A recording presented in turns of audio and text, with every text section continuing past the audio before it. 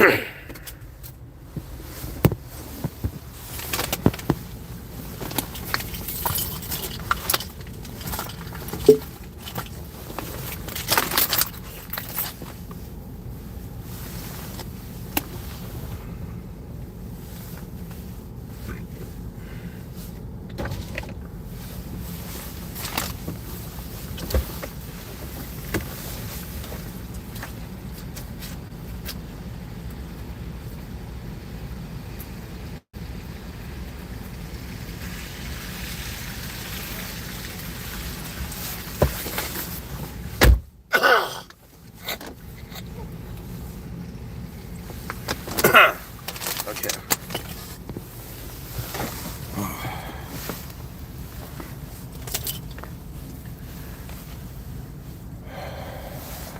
All right, let's do this.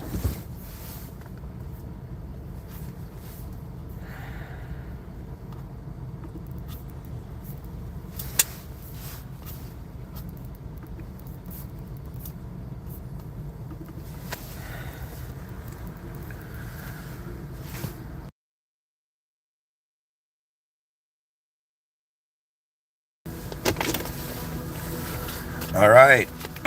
In the name of God, the most benevolent and the most merciful and the most advanced, in honor of the original unconditional moment that all conditional moments arise from and will return to, in honor of the presence of the system admin of this existential system and the world host beyond the world room. So it begins.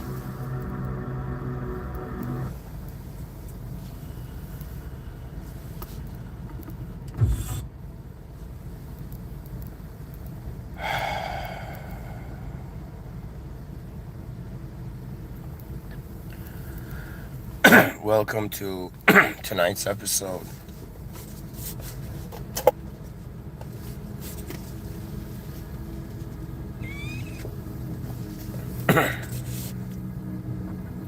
Sorry guys, my voice is a bit under the weather, but the ideas and the visions I have for tonight are important. And like all these years, I go about my day, and then there is a moment in my day where I get called. I get intuitively called to find this moment and to record this talk. For years, this has been happening.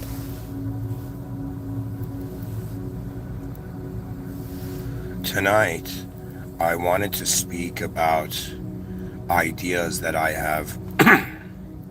I feel I've accessed new viewpoints on. The concern is the nature of reality, but for tonight's lecture, I am looking at the role of ideology in the human experience.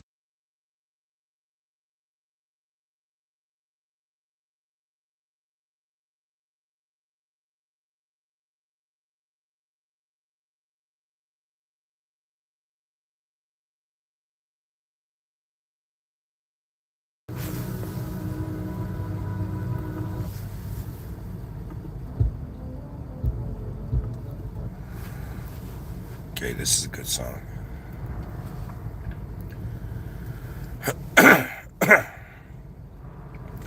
There is a different feeling from speaking in front of others and speaking alone in the presence of everything you know.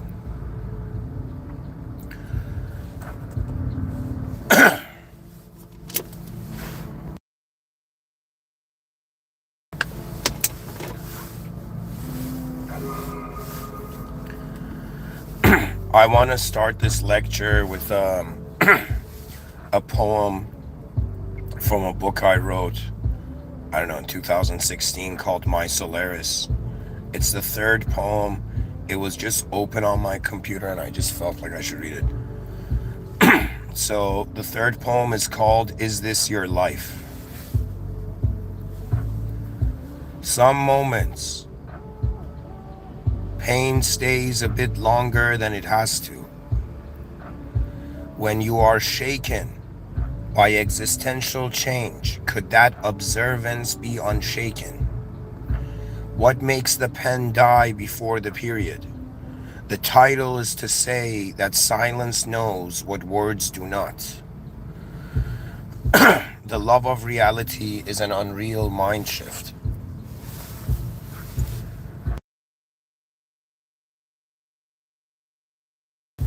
The job of existence is to be anew beyond form's dismay. Can the clever man be cosmically stupid? The IQ test is just words and shapes. Trust me, if you burnt this page with a lighter, you would experience more direct experience. The experiencer is how the mirror has no reflection. How could an aspect of creation be the whole of creation? Trust life until you see how the sun has entrusted light to your eyes. All are one and the same, but don't forget the ink of this pen shall too one day end. Your mind is the mirror of an absolute moment. See yourself within all that the self can be. Life walks within all that breathes. All right. Having said that poem, it's time to dive into the technical aspects of the lecture.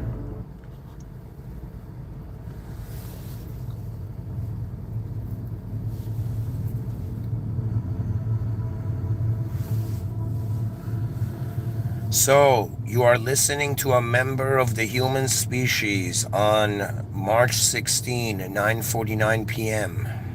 in Toronto, Canada. It is snowing outside. I am inside my car. There are hidden glows. And, interestingly enough, this moment is the most important moment of my day.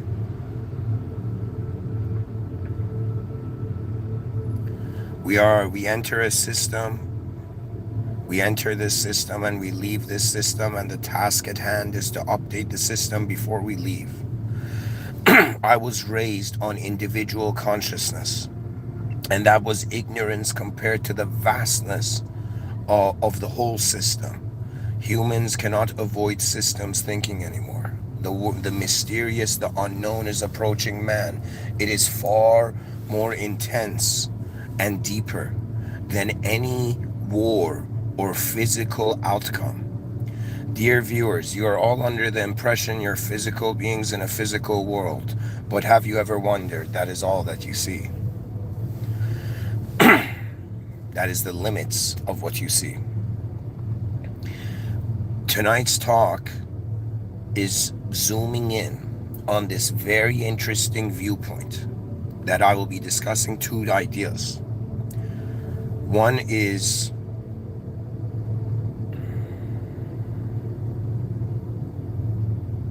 destiny, which is technically beyond the jurisdiction of the individual user's knowledge and is in the jurisdiction of the system admin.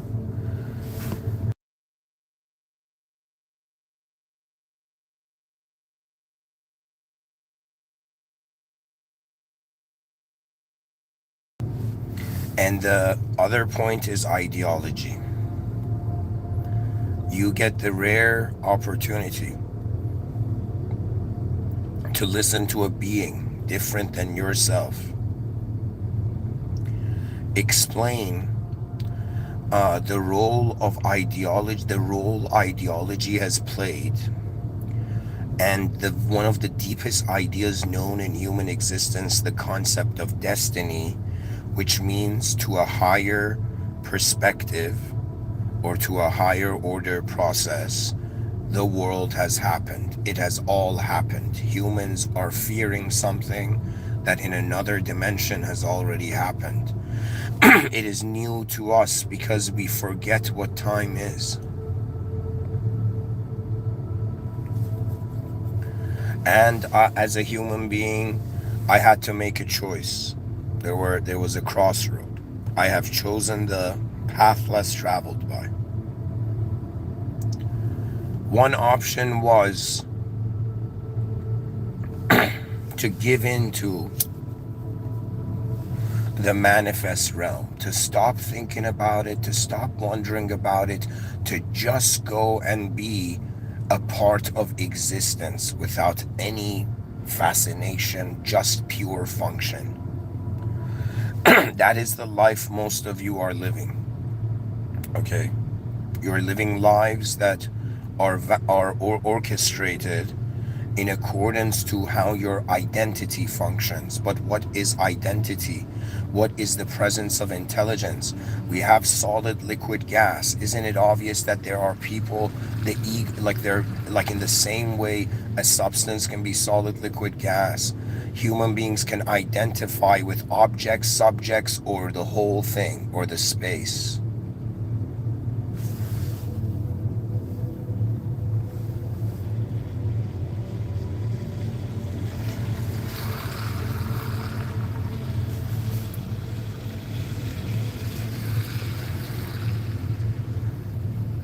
On some energetic level, existence is just raw force. That means we have this view that if there was no organizational intelligence, like to the body even, to our DNA, that it would in some sense just fall apart. But I am telling you, you are standing in a physical moment, but you're simultaneously being the force of that moment.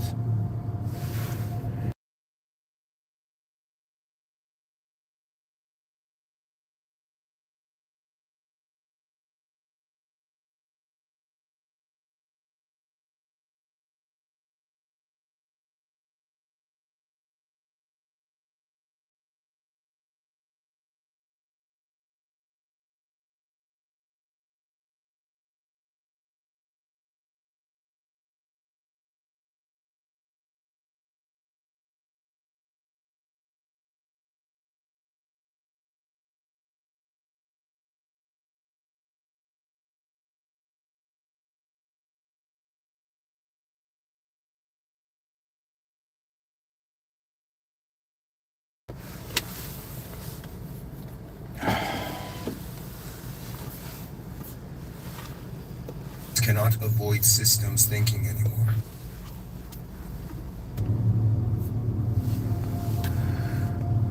Okay. So what I'm saying is that we human beings have been conditioned to live in a world, and we have been oblivious to what is actually going on. Every human being you see on earth, there's 8.1 billion of us. It is not just something that we can ignore and leave to the comforts of the man-made.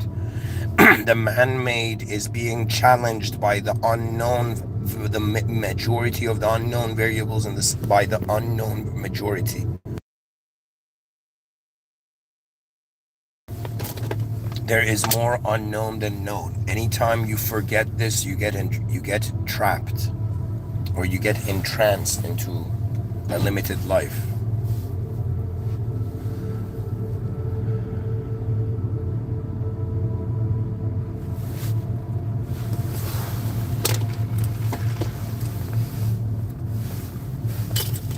$8.1 billion humans. You think they're all living on Earth? Think again. Or think beyond thought. It is time to honor the continental philosophers of this realm and all the unknownists. Every human being has a journey in this life. That journey gives them access to engagements with reality that no other human being has.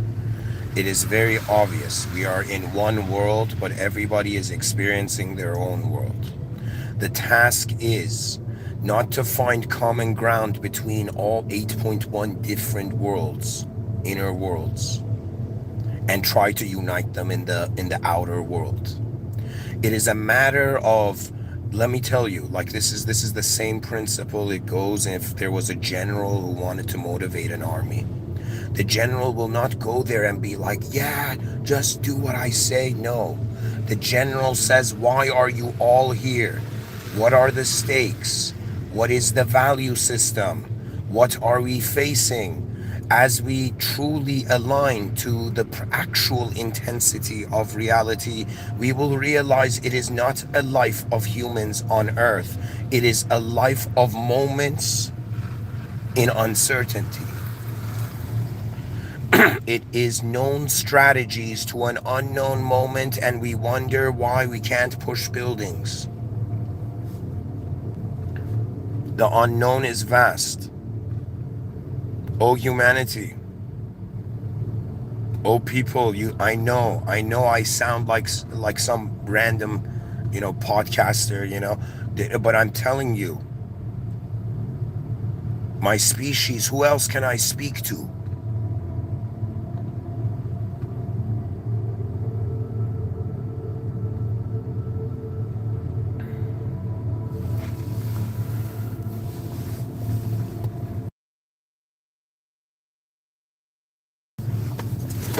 So this is what's going on. You have people like Hafez from 800 years ago saying the words you speak become the house you live in. You have Ludwig Wittgenstein saying the limits of my language are the limits of my world. You have human beings reaching that moment of conscious recognition where they realize everything is still automatically and in an unknown way happening, and it's the opposite. Everything we are functioning as is in accordance to faith. Only certain aspects of the conscious moment have been made analytical.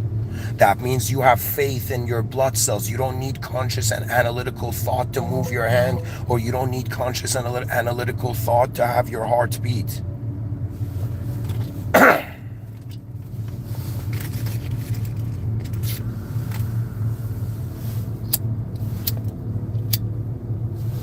You don't think about a lot of this world and it happens. Meaning that thought is not the only, what's the word I'm looking for? Thought's not the only approach. Ladies and gentlemen, what you think is thought has been misexplained to you. And so it's very funny because the dictionary is filled with lies or fixed with failed attempts at capturing a higher dimensional reality. It was unknown. It was an unknown world. Unknown selves emerged. These unknown selves, through some unique circumstance, whether divine or otherwise, they noticed themselves.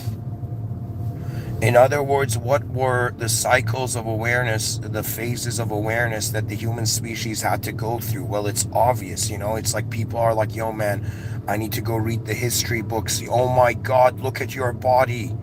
Look at your existence. It is the history book. Your DNA is more ancient than any book you will find here on this planet. If it's still here, our ancestors lived through whatever this world was before we got here. That is honorable. The thing about ideology and language, okay? You're hearing this from someone who is bilingual. I speak 2 languages. But you're also hearing this from someone who was very introverted and shy, and I did not own language. That's what I noticed. This is the weird thing I see, not the weird thing, the fascinating thing I see about the pattern in my life. Okay, I was shy and introverted, and it was like I legit did not identify with words or concepts. I was just there as a being in the moment. Okay? And little did I know, when you don't want to have to do anything with something, it has everything it wants to do with you. You know what I'm saying? It's like, I'll give you an example. Imagine like, you know those Turkish ice cream people, like you know you see it in these reels online. There's these Turkish ice cream people who just like they don't let the guy catch the ice cream and the guy gets like freaking stunned. Do you know what I mean? So you know those Turkish ice cream guys, you know. So imagine the Turkish ice cream guy plays his gimmick so much that the guy just leaves. The guy doesn't buy the ice cream and leaves. It's like the moment the opportunity is gone, people become desperate. Desperation is the sign of a opportunity taken for granted that's gone. Do you know it's trying to keep the past alive, but the future is already happening. You see what is, so this is the way I approached it. Okay, the educational system taught me in a certain way. You know, all the human beings around me who had views on reality, I saw those. And my life has never been, this experience on this planet has never been something that's like I knew what I was. It has been a legit, I'm this unknown viewing force, and condition, circumstance. It's a change. Everything is going forth. I am legit a force. Who are we kidding? We are forces here. Do you know? We are forces. We're living like forces. That is the biggest realization of a biological organism, that what organizes it is the intelligence of a field beyond it. People ask, where do my thoughts come from? You know, we're living in a time where people think their thoughts. It's like, my God, how ignorant have you been of the ontology of reality? Do you know what ontology means? Ontology means what it is, regardless of your thoughts, feelings, impressions, desires, whatever. Do you know the issue with mankind? And the reason civilization has not evolved is very obvious and it's very clear. The reason is because the system has conditioned everybody, whether through reasons beyond our understanding or understandable. Do you know? I'm telling you, this system has designed and has promoted individual worship, self-worship. It is the greatest distraction. It is the most ingenious distraction. That means you don't understand. I have a type of mind that, like, in my hobby, or like as a hobby, playfully, I'm just fascinated by strategy. And there's moments where I think about, like, how would I defend the human species in a sci-fi setting, and how would I, in some sense, if I wanted to build the greatest defense system for the human species, then I must think of the greatest ways I can destroy this.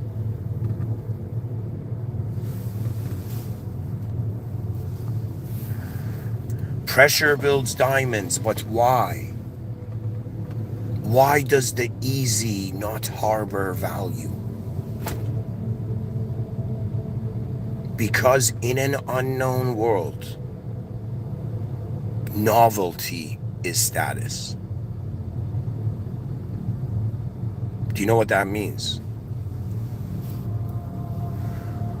That means the new is superior to anything the past saw.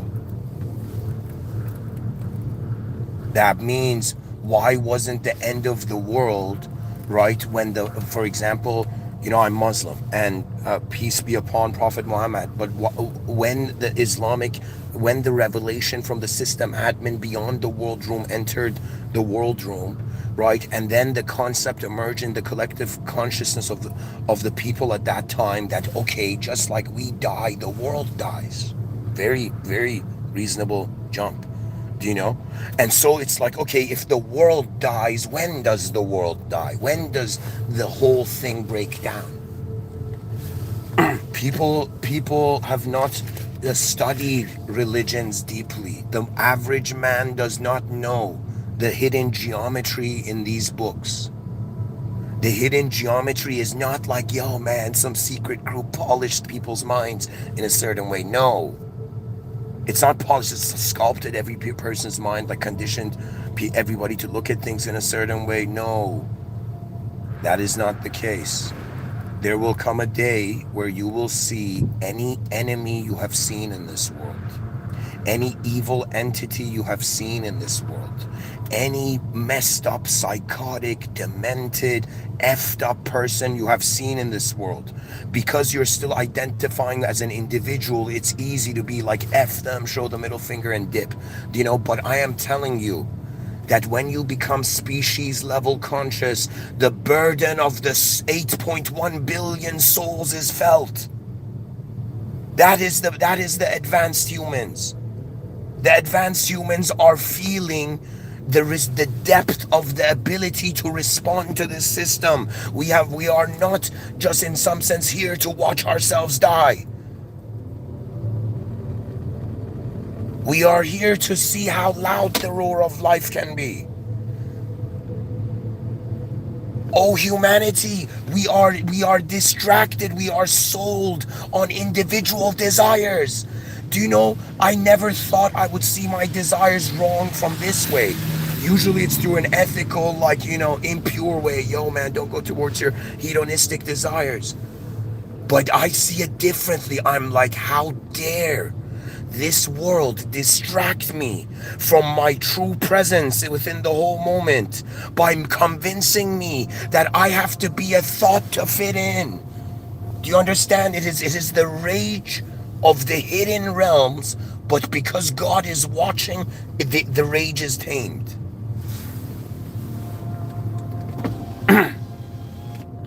When you become species level conscious, you start feeling the species like legit. If the whole species was a person, it starts explaining everything. I'm not kidding. Imagining 8.1 billion people fractally still mimicking the human expression. People didn't understand what the concept of fractals meant. They're like, yo, man, cool geometry. They didn't understand what it meant. They didn't understand I wasn't there when Plato said as above, so below, but I know that he was holding his voice from shaking out of fear. You don't understand. People think being a philosopher, buddy, you talk too much. It's like, sorry, I talk too much, not only because we have mouths and ears and we're designed that way, but I talk too much because in an unknown world, known organizational movement on earth is conflicting with itself. That means right now that there's wars on planet earth among human beings is the smartest and greatest time for alien invasion. Do you understand? Because the species is divided and conquered. There will come a day where you will see all the wars in the history books were civil wars of a species. One species on one planet. Everybody get real. Because the unreal's approaching us. What is the strength of the energy that you are? Why are you in the existential position that you're experiencing? Why has the shapes in the world adjusted to meet you now in this way? Why have you been born to even fathom the concept of being born? Why is it all here? And when this existential shock hits, I am telling you, this is one of the coolest moments in life. One of the coolest moments, the most blessed and amazing and fascinating moments in life I have experienced was, you know how like in stadiums, like people do the wave and it just like circles around the whole stadium? It's like for a moment I was like, yo man, I have been organizing my knowledge of this world all in accordance to the journey of a self through moments in time. Through the space-time continuum. And I was like, whoa. I have been filtering the world as a self. You know what language the human being speaks? It speaks the language of filtering everything as a self. Everything in accordance to myself. It is like, I'm telling you, I've lived 12,500 days on this planet. I am getting tired of being an idea all the time. How the F are you guys doing it? How the F is everybody doing it? How are you okay calling this place Earth and being satisfied? How are you okay knowing there is so much more unknown than known and yet still stuck in the same looping known?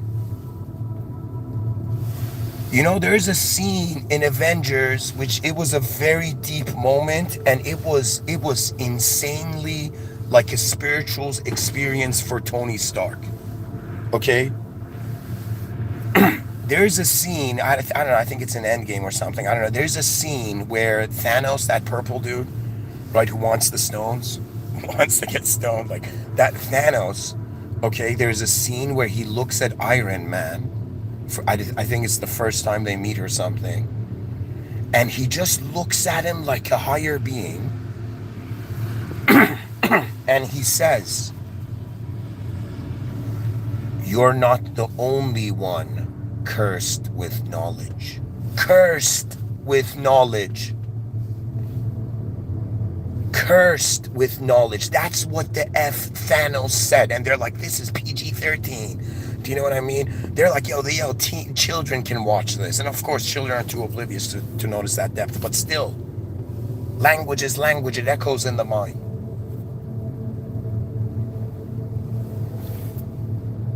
It is about shifting. Do you know what it is? Think of it this way. Think of it like I'm a soul that's born on Earth. I'm this human being that's born on Earth. And I'm like, all right, man. When I look in the mirror, I see a human being. When I look around civilization, I see human beings. Right? So I primarily identify with the individual human. What is the future of the individual human? The advancement of all humanity. What else can we do here? There will come a day where you know what it is, maybe soon, I don't know when, maybe through divine timing, there will come a moment where I know masses of people, I don't know how I can envision this, will find these lectures. And they will wonder from where the author was speaking.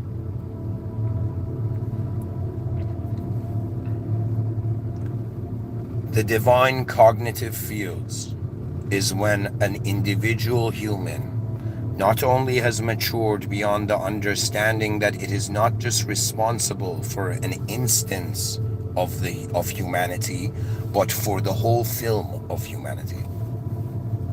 To understand that being your human body is like, sure, like from religious view, theological lens, it's life is a test, you're inside a simulation, this isn't the final place. But from another angle, you are given an assignment. We're assigned in the same way we assigned subjects to objects. In the same way, my consciousness is assigned to a certain manifest corner of the world. Do you understand? Like right now, I'm alone in this car in front of my apartment, and I'm just like in a pure moment. There is no other mind, just me.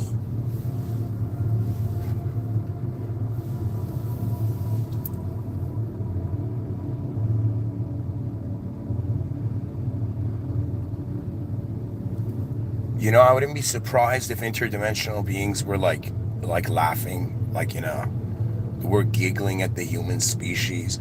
Why? Because it's like we're afraid of invisible archetypes, invisible forms, or forms that we can't reference or compare to what's familiar to us in the past. You don't understand. Being human means you're filtering everything to what everything else has made sense before. That means your familiarity is owning the meaning of your world. Or think of it this way, novelty is being filterized through whatever patterns you recognized before. The interdimensional beings would be giggling because they will be like humans are afraid of ghosts and interdimensional, let's say, intelligence. But you know, they're sitting at a live stream and somebody from another part of the world writes a message, or suddenly they get a phone call, which is equivalent to, like, you know, what's the difference between like a ghost talking to you or you talking on a phone with hearing only someone's voice, like the ghost of their voice. Do you know what I mean? Human beings, we are not rational entities because our dimensions surpass the rationality that justifies what to do in duality. You know what they don't tell you about logic? The logic changes based on the new information. Let's say there's like, four people at a party, right? And the one person's about to order pizza, and the logic of the moment is four people. I'm gonna order a pizza for four people, right? And the lady at the other side of the phone of the pizza place is like, "Sir, how many pizzas do you want?" Right? And the person says one large pizza for four people. And then imagine suddenly right after that, four other people enter. And the lady says, "Is that your final order?" Right? And you, in some sense, like a judge, start slamming a hammer on a table. No, I'm joking. The logic of the situation and the moment has changed due to the additional arrival of information. Now, what does it mean when I say it's a massive unknown world and we're this known thing in this unknown world?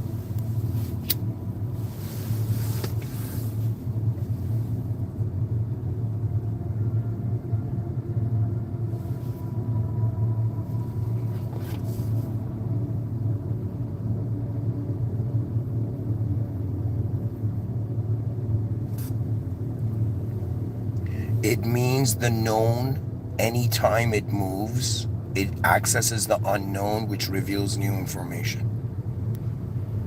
Logic is instantaneously logical. The moment there's change, variables are changing.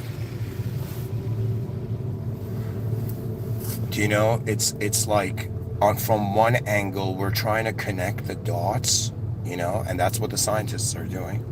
The philosophers are like, "Yo, man, why are there dots here? And how do we know connecting them is the right view? Or maybe there should be a specific way the dots should be connected." To me, it is the task of the conscious being. What consciousness is an ability to respond to reality.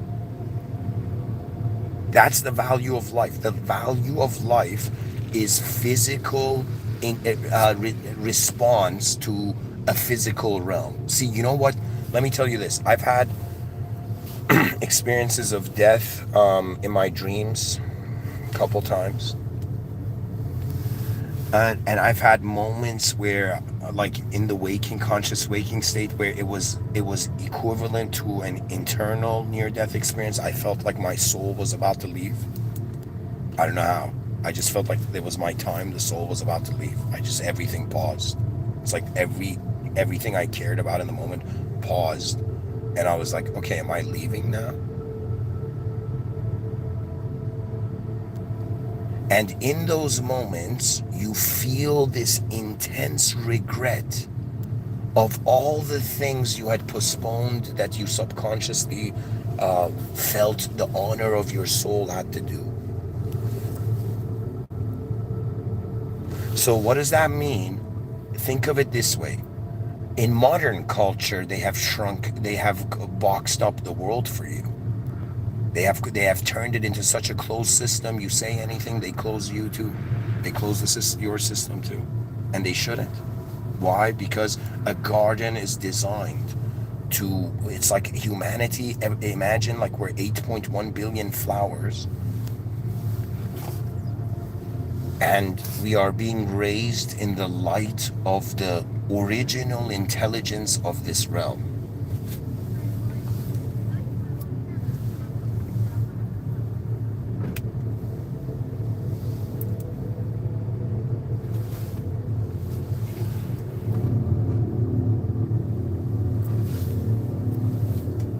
There are those who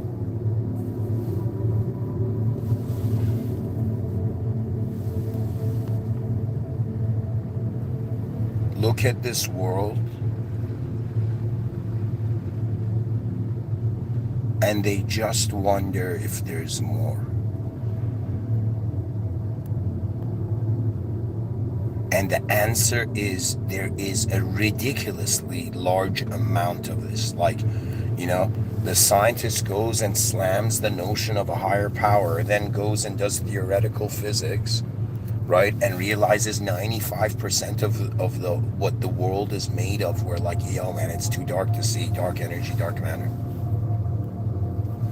All of our theories on how we have evolved has been from light from the past. Do you understand? In the same way we give objects meaning based on the past, in the same way light from the beginning of, let's say through the secular lens, through the scientific lens, from the beginning, where it was just, I don't know, some sort of pool of energy or mystery, and then the whole cosmos cooled down for some reason. It's like the Big Bang was like some unknown force opened the window, and suddenly everything cooled down and took shape. And light began journeying. Do you understand what light is? Light is like the traveler from an event in the past that saw something and is running to tell the future. Light is the past's way of communicating to the future.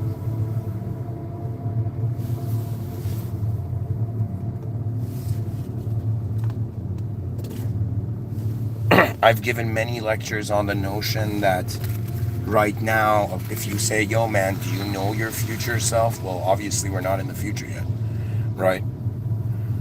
But if somebody says, hey, man, are you being your future self's memory right now? That means I can't remember my future self, but my future self can remember me. I'm one of its memories. In the same way, the effort of, human beings serving the civilization is let me tell you this. There was a quote that made it very easy, like giving these lectures and not caring for what to get out of the expression, because there was a quote from Lao Tzu, this Chinese philosopher.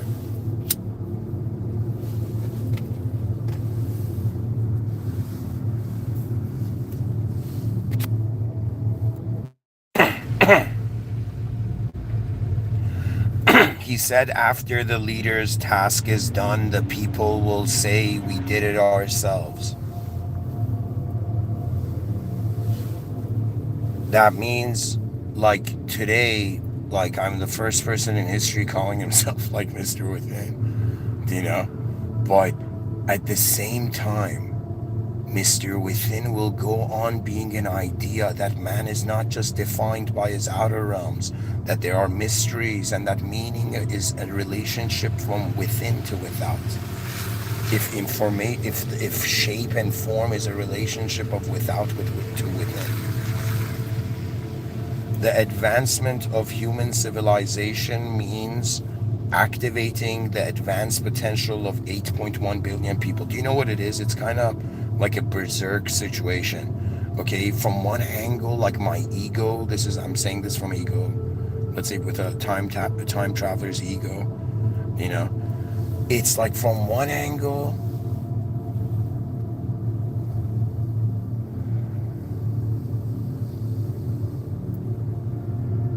it's 8.1 billion unknown physical entities in an unknown place, moving in unknown ways that to each of them is known, and commonly we've developed a system such as language for all of us to access the same subjective server. So language is like your ability to connect to a domain where the inner realms of mankind can connect.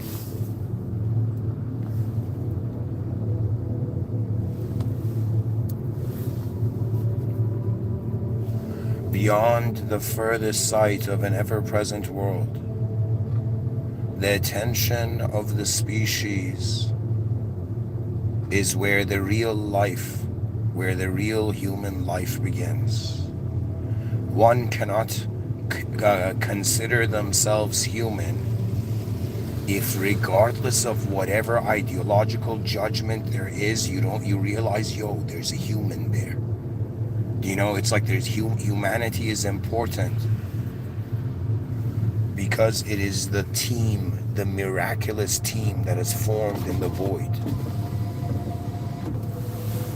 That means if I could, tell something to all people who start wars on this planet, is that your fear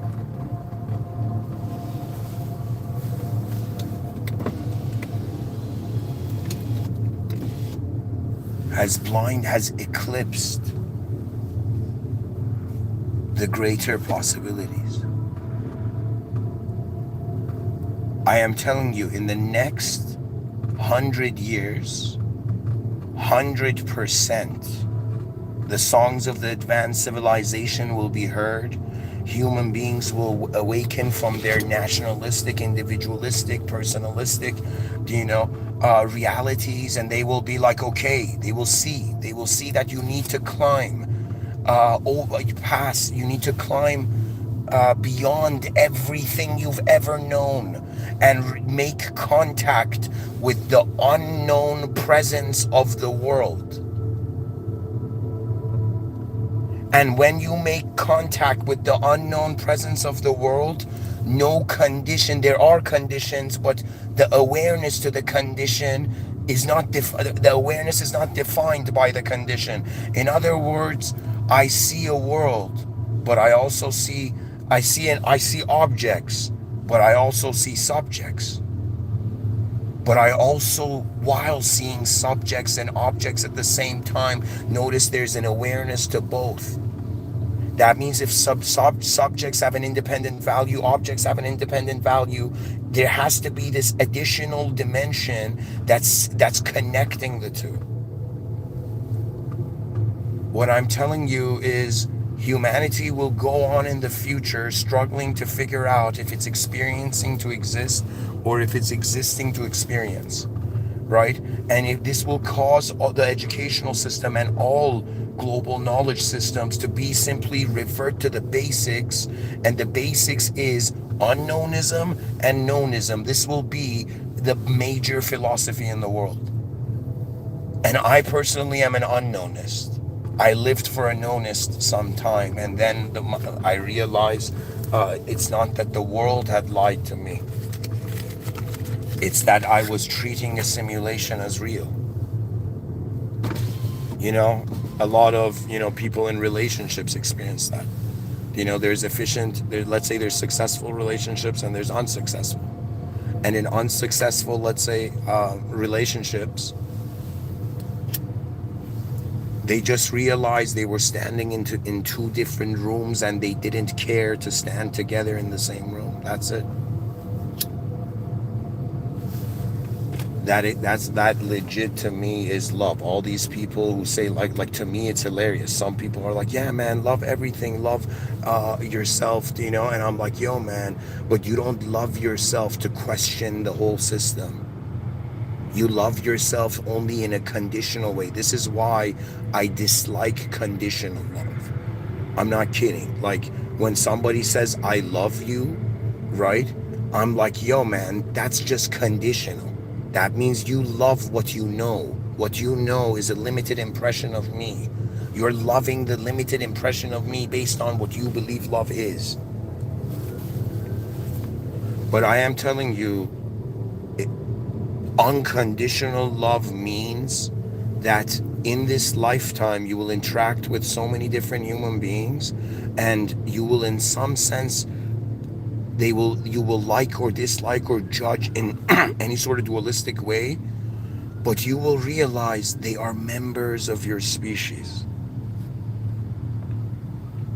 I want whoever you are, right? This is a fictional exercise. We're going to do a hypothetical exercise.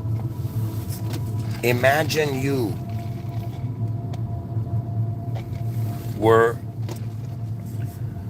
imagine in the future civilization was so advanced that they gave every human being, just like children visiting a museum, an ability to experience what it felt like to be an emperor of civilization.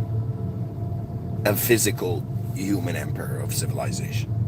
Imagine right now children go to museums, they see objects, you know, they watch documentaries. Okay, it's becoming more like, but I'm saying in the future, guys, children will go to the museum of emotions. They will go and experience what it felt like to be alive in 2026.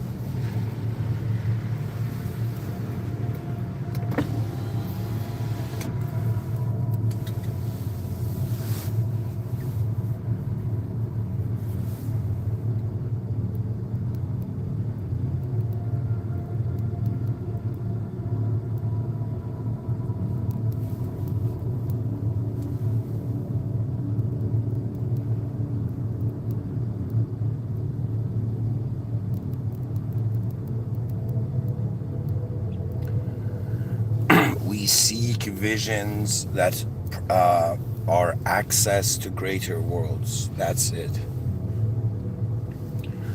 They're like, did we evolve to survive? No, we evolved because we were bored. It's boring, being an individual in an inefficient collective system.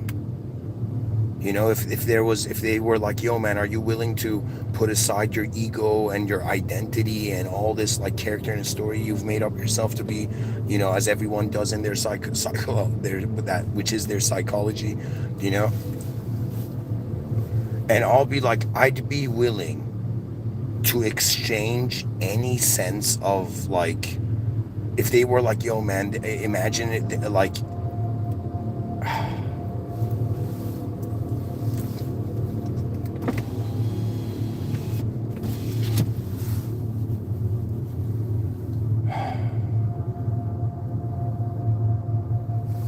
settle the mind.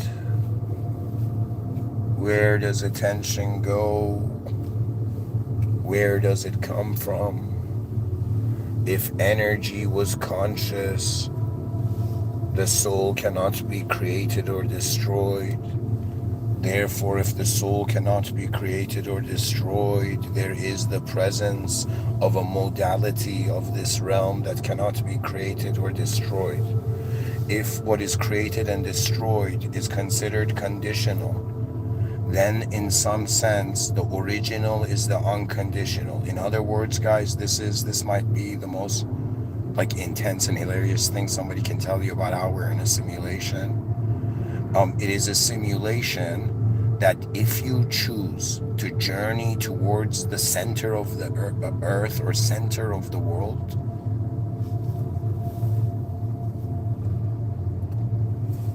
or the center of consciousness, it's pretty much, there is an original unconditional presence where all conditional personalities are animating in a field of intelligence. How can I say this? Because strangely or humorously, I have realized that existence and experience through duality are in an endless dance, like two dragons, a black and white dragon spiraling around each other, heading towards like the beyond the atmosphere.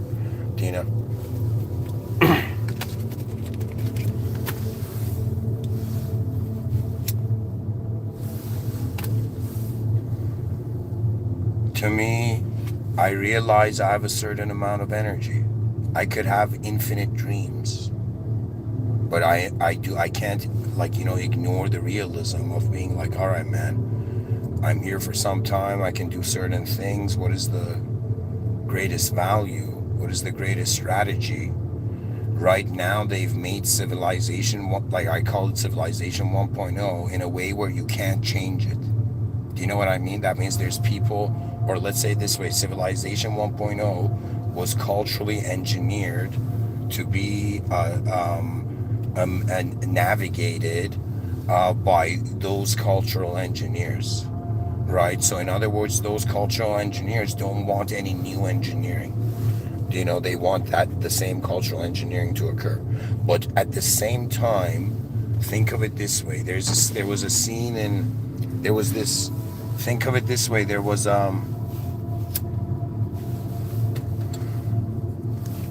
it's like, if I can't change civilization 1.0, then in this infinite space of the cosmos, we must bring forth civilization 2.0. And civilization 2.0 is like, technically it could be like living in the same civilization, but at a state of consciousness that is identifying emotionally with the species. There are moments in this life that are heavy.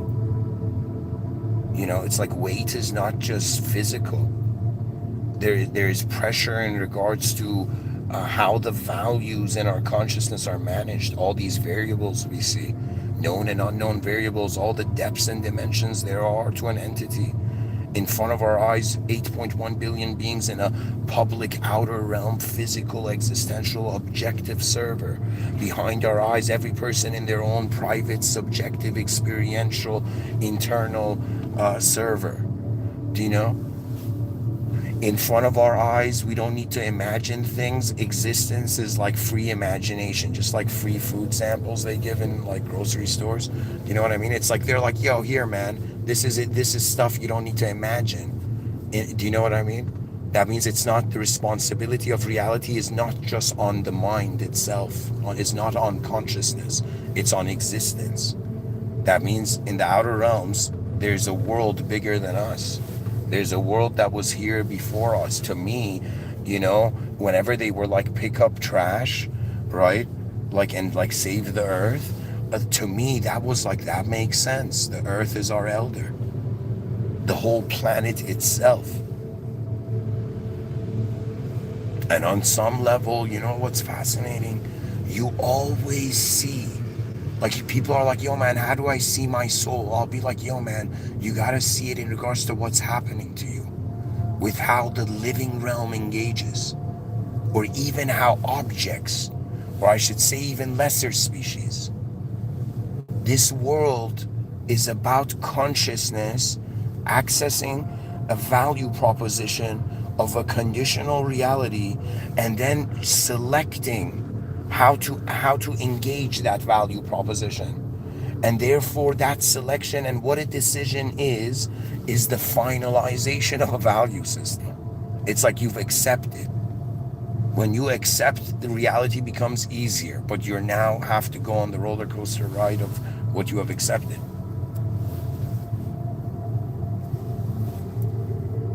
To me, before 2023, I was like, yo, man, enlightened soul, trying to get to, you know, the ultimate oneness of everything. And I'm like, people don't understand what oneness is.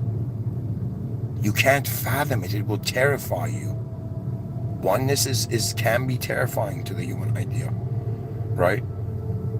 Do you know what that means? That means oneness means there's no individual being one anymore. There is no individual position anymore. That's a little weird. I think the reason we have bodies is to kind of show us that, yo, there was one moment and now there's something walking on this moment, experiencing its own moment, therefore two moments.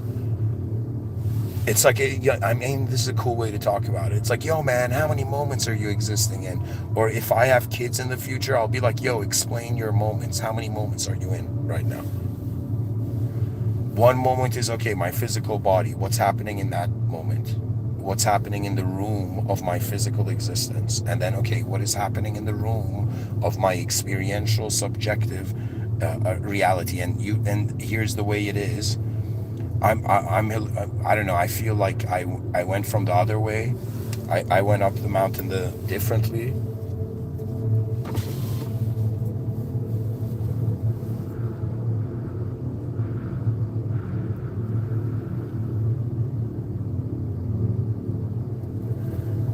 The soul, all souls, whatever plan or strategy, technique or method they use, they all seek peace.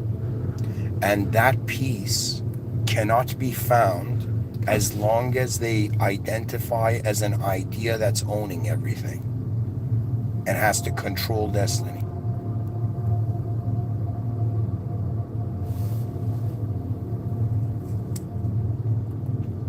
Controlling destiny is like a cat on a treadmill trying to run as fast as this treadmill speeding up.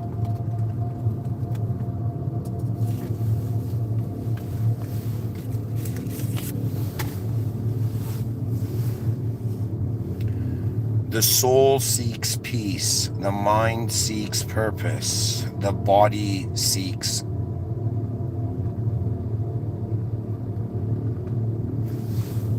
experience, expression. Bodies are designed as unique, like to be an entity means a specific set of geometry has been honored by the system. This is a divine system we're in. There's a divine surveillance state. Everything's being logged. And at the same time, human beings, we think that everything has to happen in accordance to our expectations from, let's say again, the domain of our free will, but it's not the case. The moment can be ascribed so many different values. In the same way, a work of art, if 8.1 billion people looked at it, it would have 8.1 billion different views, different values, different ways it has meaning to me.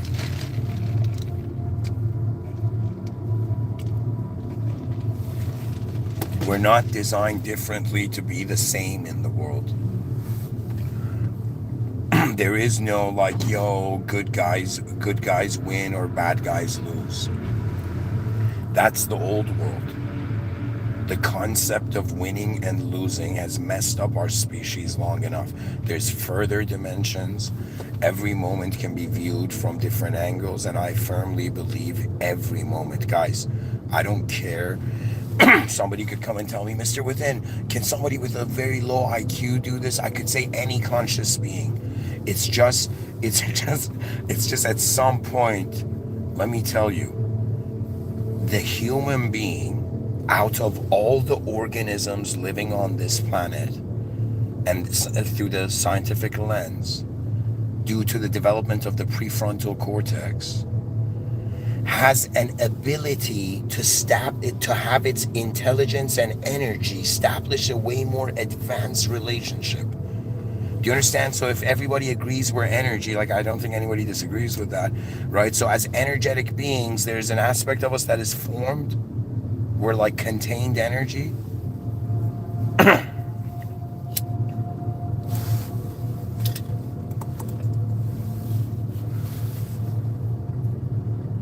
I don't know how to say it. Life, because it's temporary, you feel like you got to do something important here. But because we're not united, the greater visions are not accessible. Think of it this way. Imagine 10 people fighting and imagine 10 people building a house together.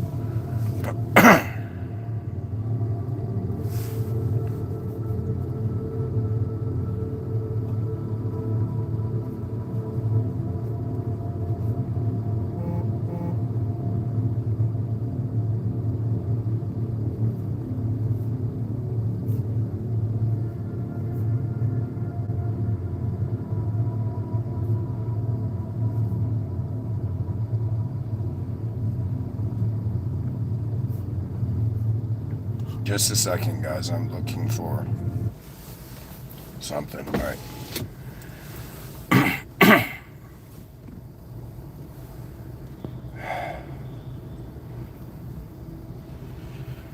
You know, they're like, how can you teach swordsmanship? The general looked at the new soldier and said, pick up the sword. Imagine it's an extension of your hand.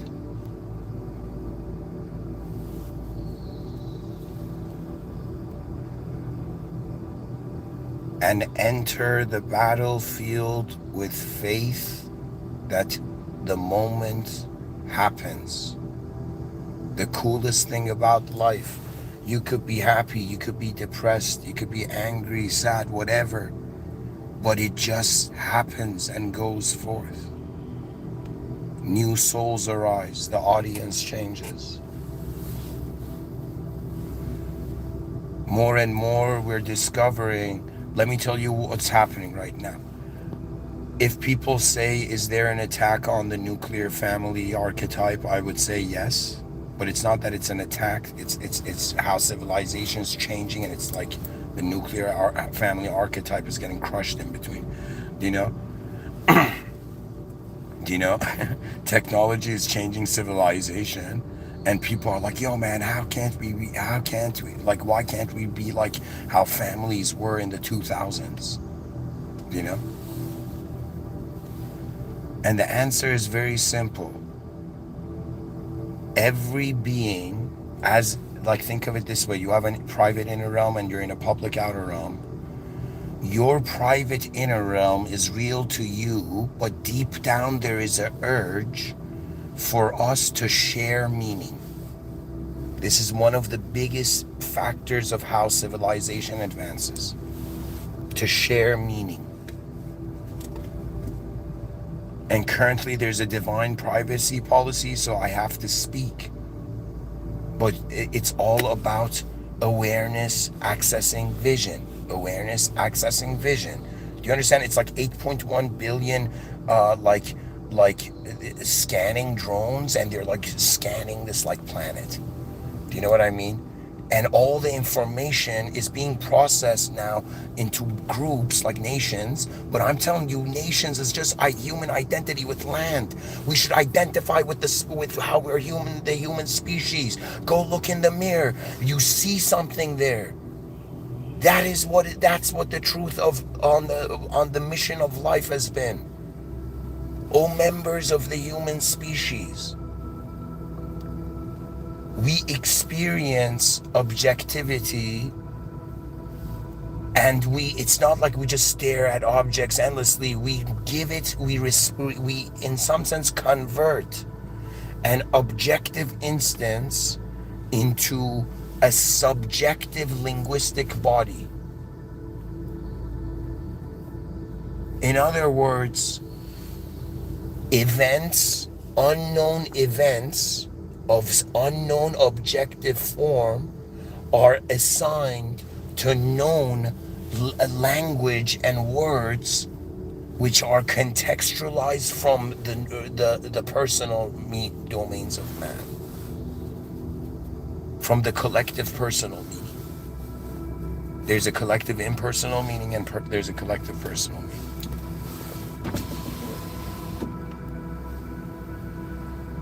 So to me, guys, this talk is about just how I've become fascinated that every view I've had on destiny, it has been filtered, or it has gone, that light of vision has gone through a condition of a lens. It is 2026. After 2024, we entered the era of the surreal. Do you know? Like, if Salvador Dali could see what like cyberpunk culture was, his creativity would like expand dimensions, you know? But all he had was like a fucking, excuse my language, like all he had was like this armadillo that he was like disturbing. But who knows? The whole point is, destiny is the outcome of the effort of this moment of energy that we are. And usually it's contextualized through concepts. Like there's a story behind our destiny.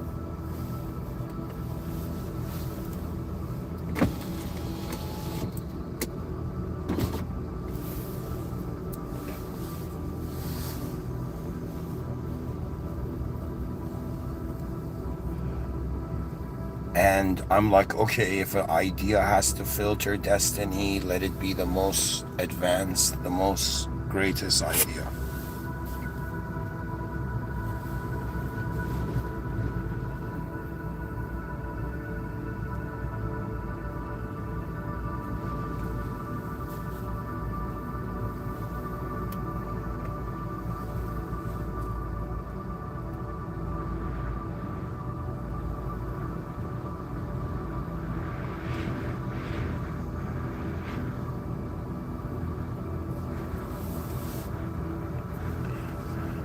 The unknown has been there. Before we learned language, the unknown is what encapsulates the known. Human ego is in error because it doesn't have access to the whole view. Ego is like a subjective entity formed based on only the past to the present.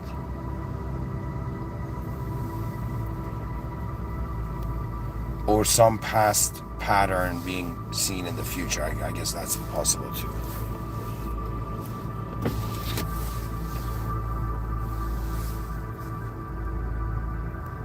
It's like, I don't know what to tell people, you know, they have all these hopes and dreams in an edgeless world. It's all about the most advanced possibility. There's nothing cooler than that. To the human mind, you know, that's like the fascination of genius. Genius is like when you look back at it. But what the experience is yo, how much of this world is uncharted? How many ways are there for there to be different ways of looking at things, of doing things, of being something?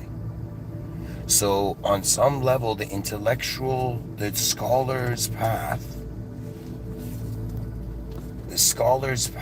takes you to a moment where you're like, yo man, what am I doing? Just ascribing subjects to an infinite world of objects? And then something fascinating happens. In the simplicity of not knowing what to do, you're contacting the unknown.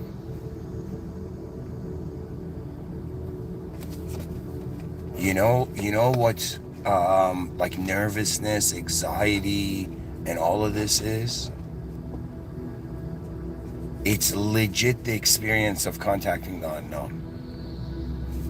When you don't know, when your mind can't see, live ahead when it comes to a moment, it's like, yo man, what do I do? And it stands there.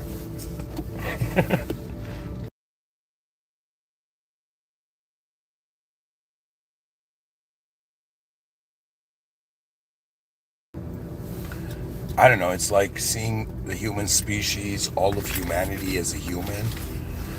Therefore, it has a body, mind, soul, and it's like you're like, okay, I can see like doctors are serving the body of civilization, human civilization. Like philosophers, you know, and psychologists are serving the mind of the civilization, and explorers are serving the soul of civilization.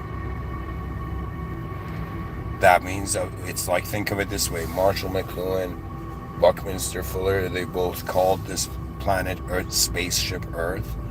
Ultimately, we're gonna, it's like whether you visualize it now or it just happens later, there's gonna come a moment where team humanity is gonna be made conscious of. Or if I want to say it in a cool, like Godfather Italian way, it's like the human familia, right? What does that mean?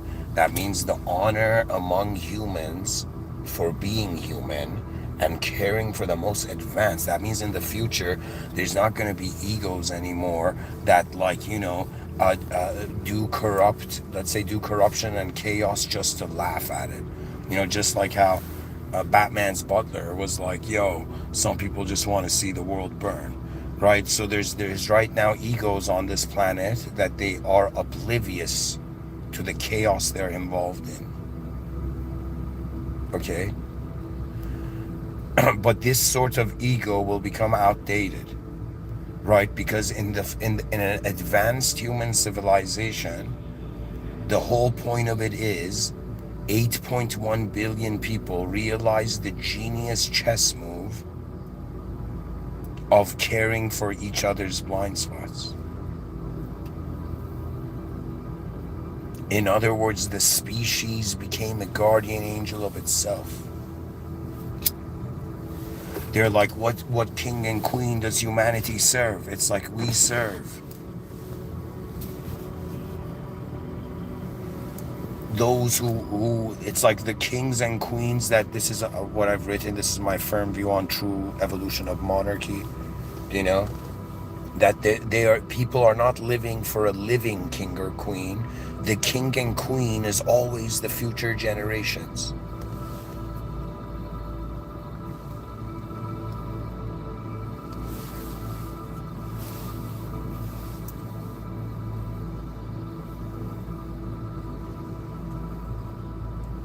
It's like from the beginning of my life, I was like this, like, let's say, insecure, unknown being trying to know things, right? And now that I'm this known being, I'm like, yo, what is the unknown again?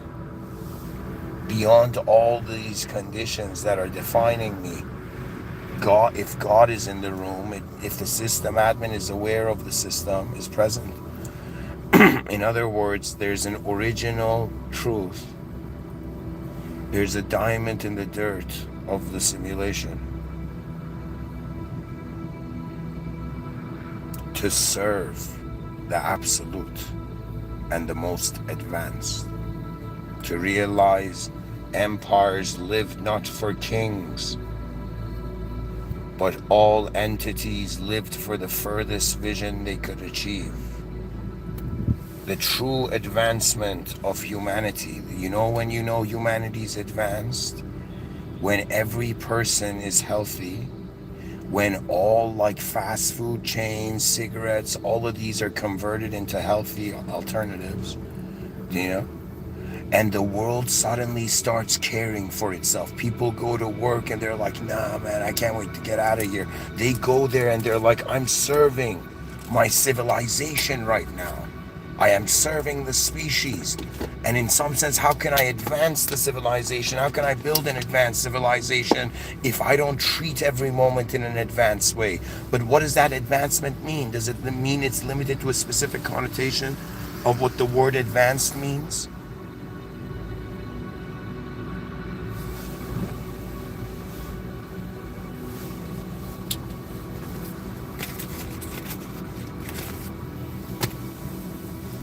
Beyond the ignorance of hell, heaven was always there. I was this human in history who wanted to build paradise on earth. Years ago, I remember I opened the Holy Quran. I'm Muslim after 2023, and consciously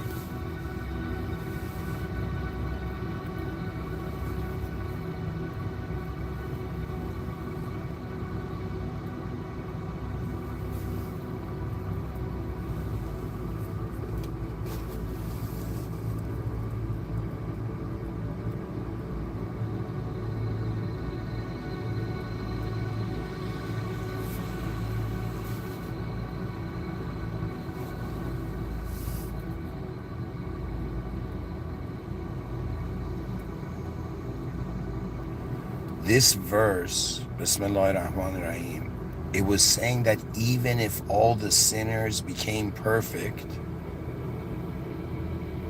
God would wipe that civilization out and bring another civilization of imperfect sinners. And it's like this view that God already has created angels. What is the true purpose of man? And really, what the divine clues are simply this, that man's intelligence is here to, in some sense, express the higher divine attributes of the original higher order process to lower dimensions. We're here to be a light upon not just, we're here to be a light upon the world that we can serve in honor of that original moment we truly serve. That means if they were like Mr. Within, do you believe in a Lord? Do you serve a being? Right? I will say, I serve an unconditional, original moment of being. That means I'm this being, I'm this human that's tired of all the simulations that are just like planets, just like it's all looping, but in different ways every day, right? And on some level, a part of me is like, okay, either civilization advances or we journey beyond. What are the options? God knows.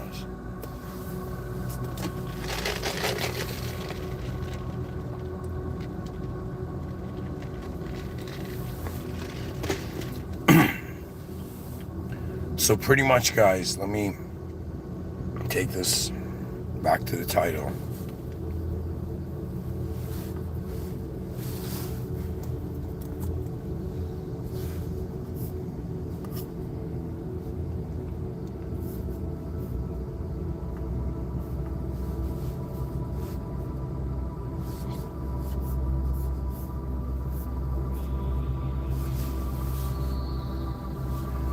Have you noticed human destiny unfolds through ideology? Have you noticed how what you are is filtered through what you think you are?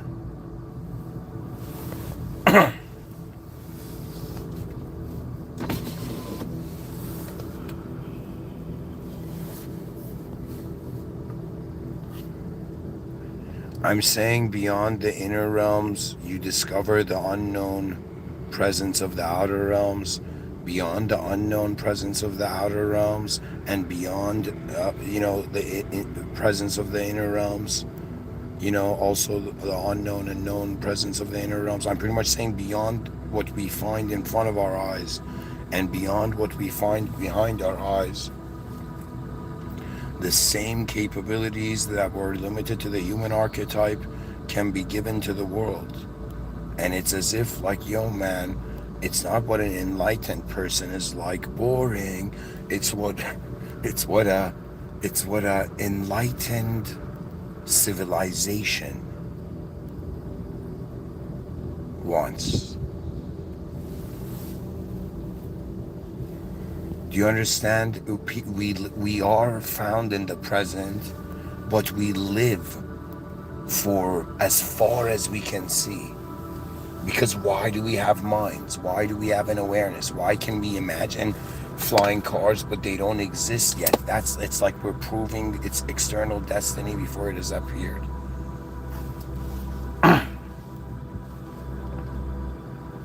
God is an absolute being where the conditions of existence were instantaneous commands of this being. It wasn't like the world, the cosmos, like the whatever. Let's say this whole thing was made like Lego. It was commanded. It's not like the chicken came first or the egg. The moment where the chicken and egg existed was commanded instantaneously into being.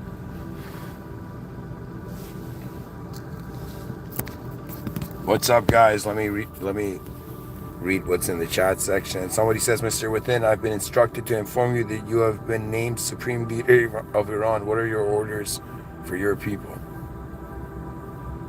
First of all, man, I would say my first order is to, in some sense, honestly tell the people I'm not qualified to be leader.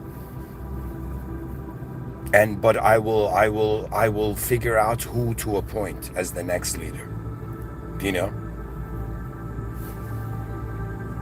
Because I can't be a leader of a nation and a silly goose at the same time. Like, that's not possible.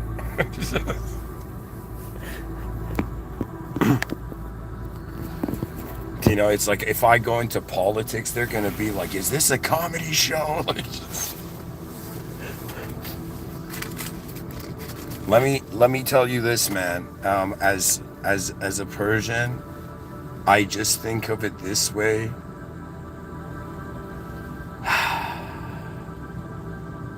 All these nations in a 100 years, or let's say a span of 1,000 years,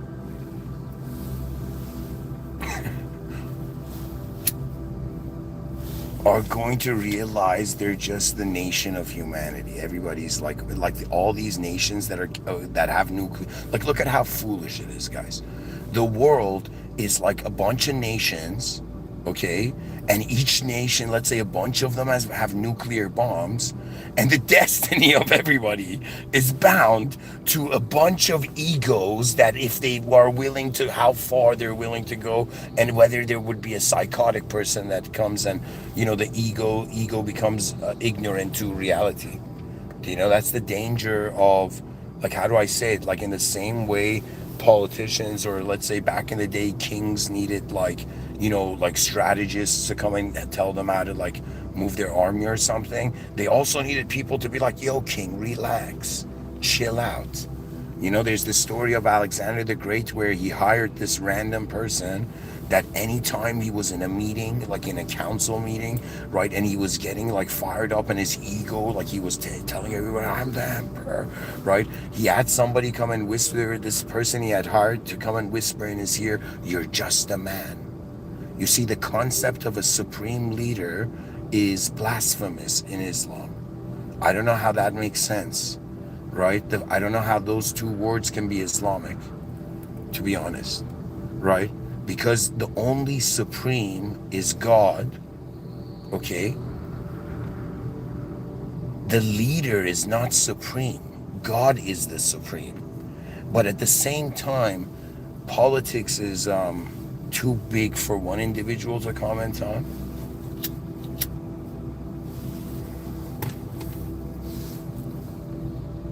But think of it this way. Iran is a country where it is the generations of kind, hardworking people in that country, right? Their country is being attacked by devils.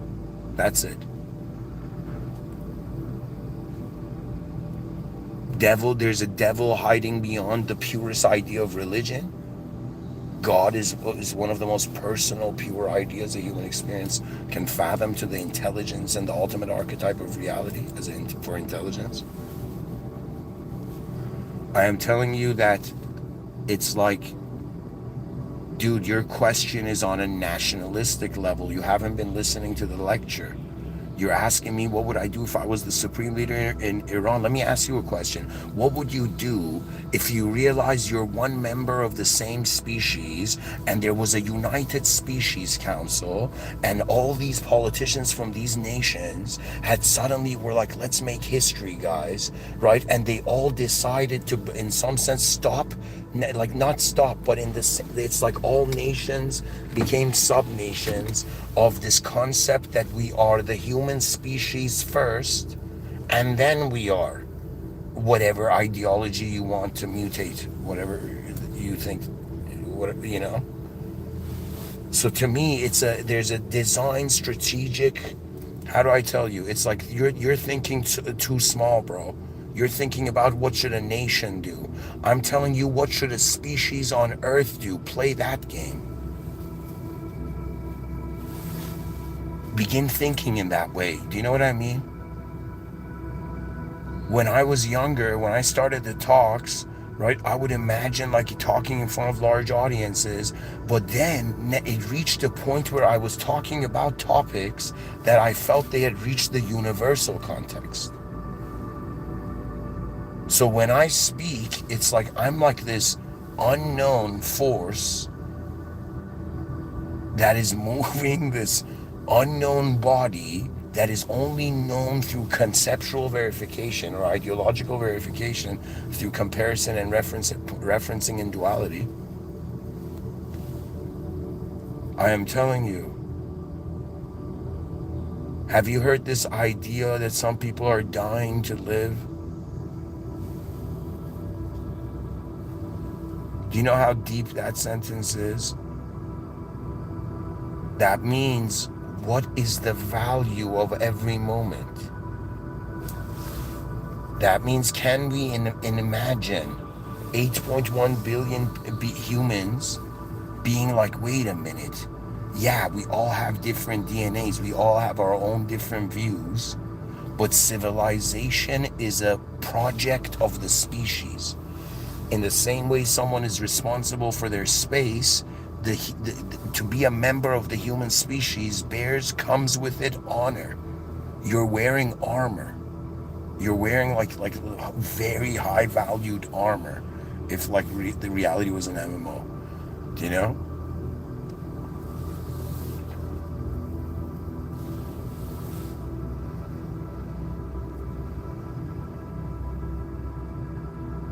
Okay, somebody asked the next level question. Okay.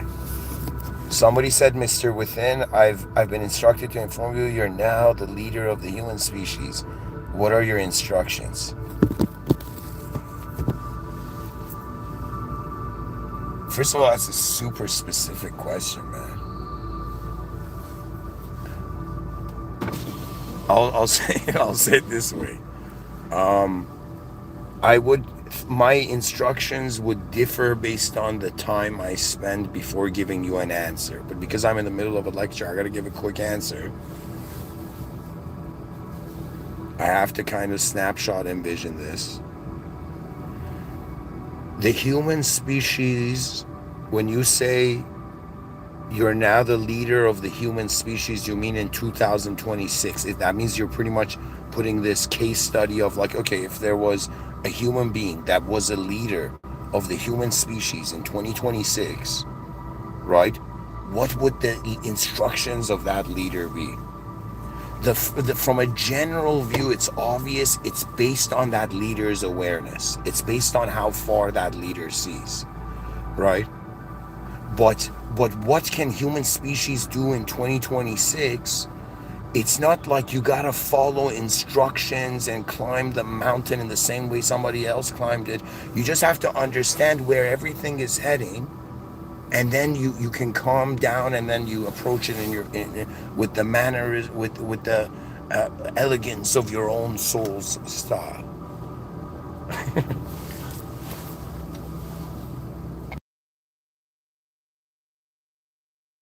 Think of it this way. My instructions to the human species, right?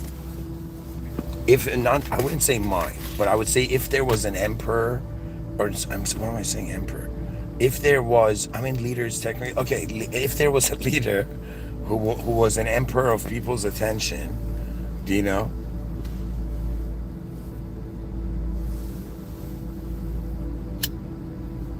What can the awareness of chaos do?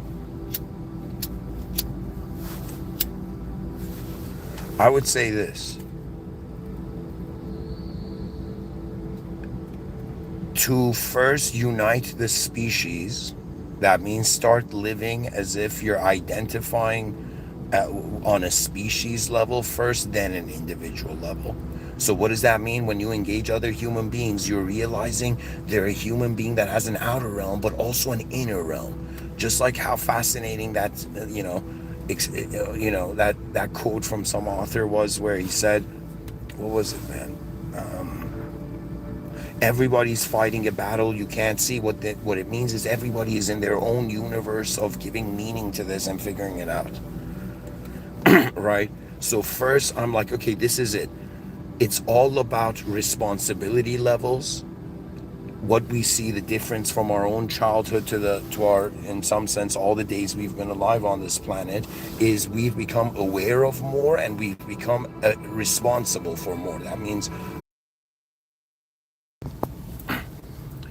guys, pretty much it's like, what's the most advanced thing the human species can do right now? So that question in the chat section, what are the instructions to the human species if there was a leader archetype? It's obvious. It's like, what's the most advanced thing the human being can do?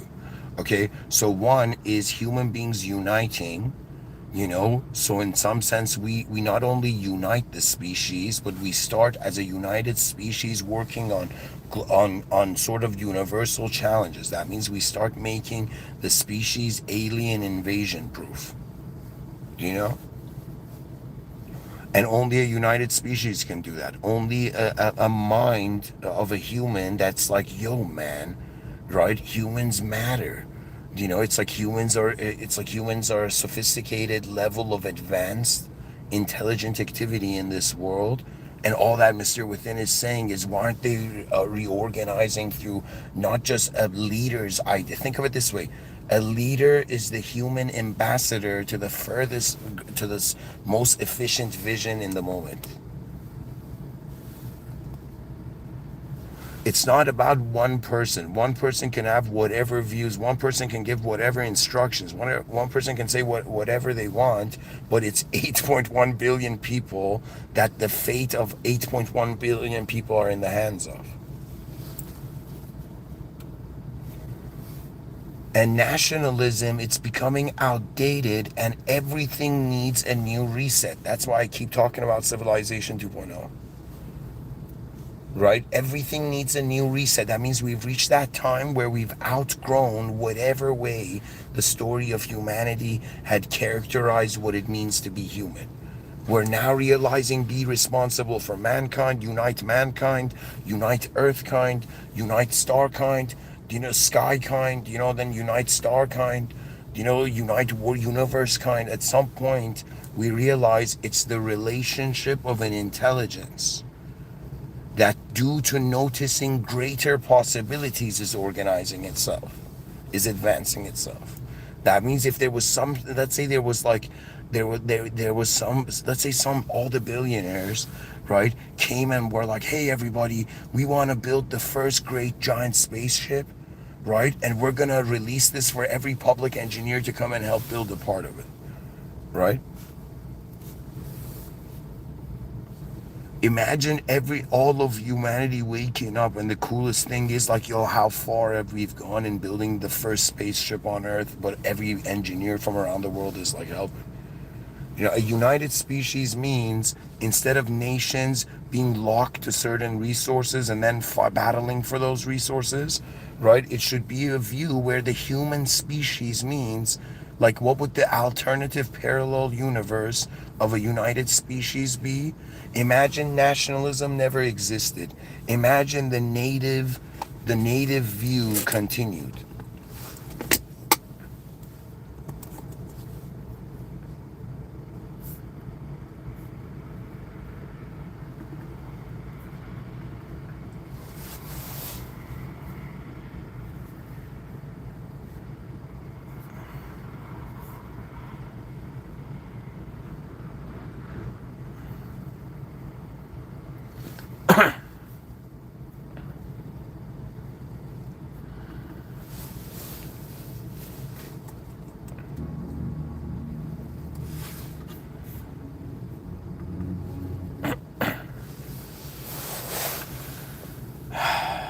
What can I say?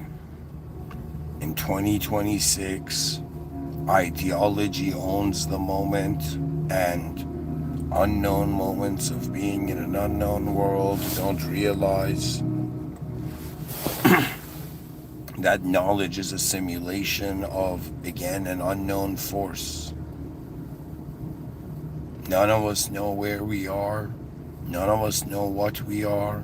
None of us know why things happen, but we've managed to somehow create a simulated low, like a mini universe to be able to engage. The simulation is like the attempt to comprehend the original. Anyways, folks, I've talked enough. I gotta land this plane. Thanks for the questions and the engagement, guys. Join the Discord. Saturdays, Sundays, pretty much. There's gonna be events in the evenings, and I think at some point it's just gonna be like in the evenings. Discord section might be alive.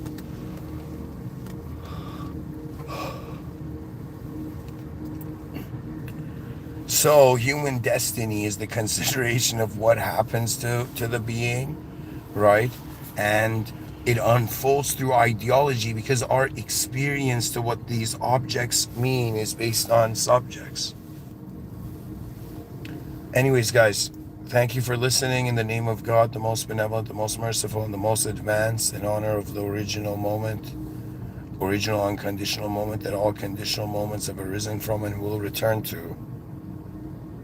And in the presence of the unconditional system admin beyond all the users and mods and NPCs, of a simulated realm, for meaning is the furthest vision of man, and the furthest vision of man is the entrance of consciousness into the unknown. Thank you for listening. Have a good night.